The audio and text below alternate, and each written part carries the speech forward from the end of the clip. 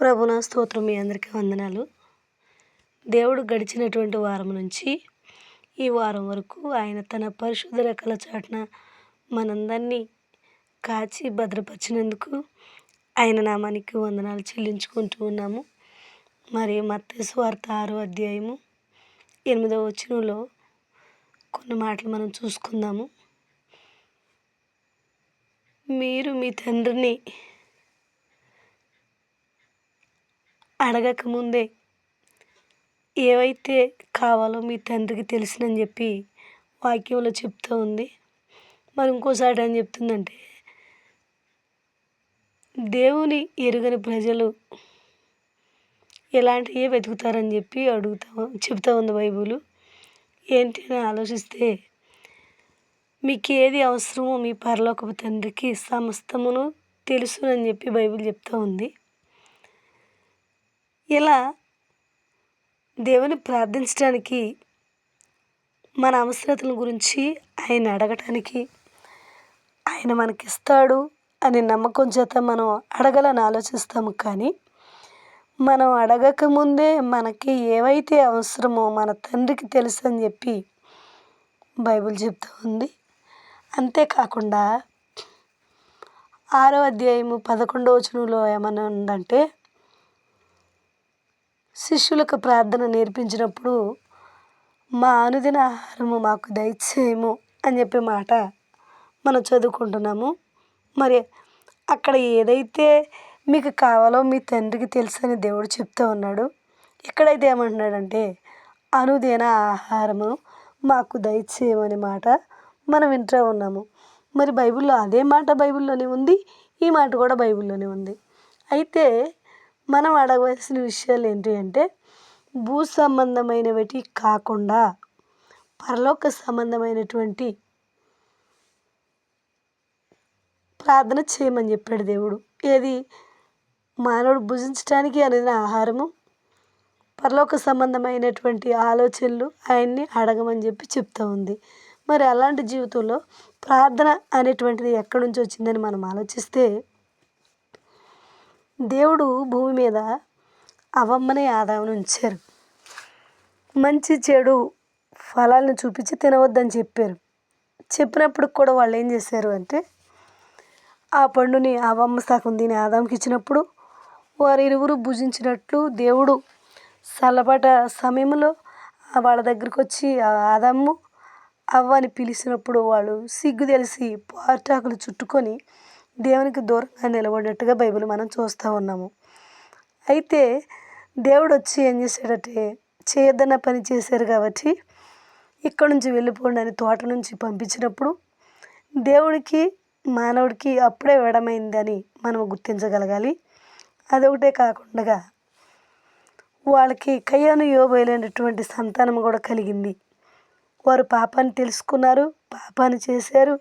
మరి కయ్యను చూస్తేనేమో దేశదిమ్మరైపోయాడు. తర్వాత యోబేలు చూస్తేనేమో చనిపోవడం జరిగింది. మరలా తర్వాత ఇంకో కుమారుడు పుట్టాడని చెప్పి బైబిల్ చెప్తా ఉంది. మరి ఆ కుమారుడు షేతుకు కూడా ఒక కుమారుడు కలిగాడు, హెనోషు అని.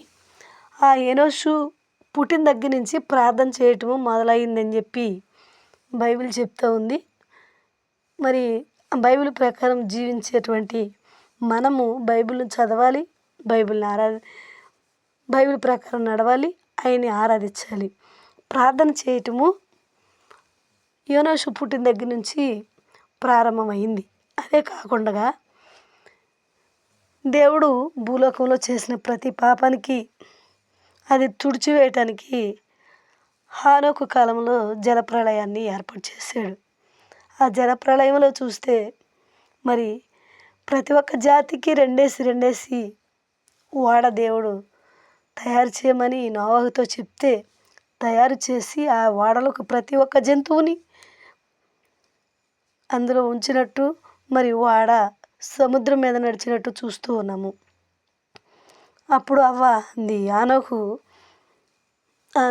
నోవహు అక్కడ ఏం చేశారు అంటే, ఆరిన నెల చోట దిగి అక్కడ ఒక బలిపీఠం కట్టించి ఆ బలిపీఠంలో పవిత్రమైన జంతువుని బలి ఇచ్చి మరి ఆయన ఆరాధన చేసినట్టు మనం బైబిల్ చూస్తూ ఉన్నాము.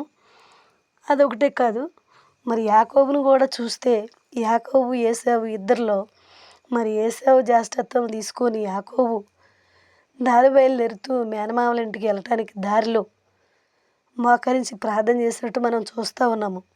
ప్రార్థన చేసేటప్పుడు ఏమని ప్రార్థించాడంటే, అక్కడ తలగడ ఒక రాయి పెట్టుకొని నేను నా మేనమామల ఇంటికి వెళ్తున్నాను, క్షేమంగా నేను తిరిగి వస్తే ఇక్కడ మందిరాన్ని కట్టించి బలిపీఠం కట్టిస్తానని చెప్పాడు.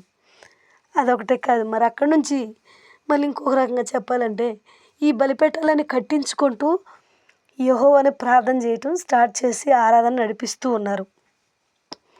మరి అబ్రహాం కూడా మరి దేవుడు ఎలమన్న చోటుకి వెళ్ళి కొండల వైపు తొట్టిన